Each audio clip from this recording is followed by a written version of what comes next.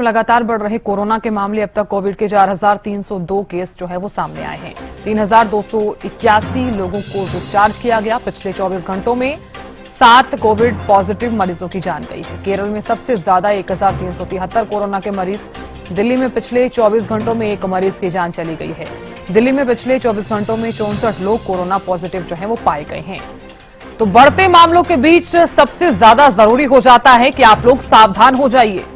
Corona अगर दस्तक दे चुका है तो एक आम नागरिक को भी अपनी जिम्मेदारी निभानी होगी। अगर आप घर से बाहर निकल रहे हैं तो मास्क जरूर पहनिए, साथ ही सैनिटाइजर का आप बार बार इस्तेमाल करते रहिए।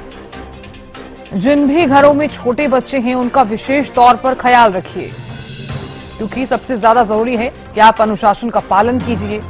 जो प्रोटोकॉल्स जिनका पालन बीते समय में किया गया, जो एहतियात बरते गए, अब भी फिर से वही एहतियात बरतनी होंगे, सावधानियां बरतनी होंगी।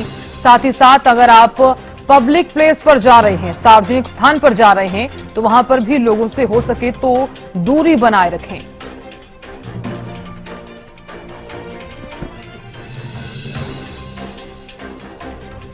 तो केरल में सबसे ज्यादा 1,373 कोरोना के मरीज हैं। देश में लगातार कोरोना के मामले बढ़ रहे हैं। कोरोना ने एक बार फिर से दस्तक दे दी है।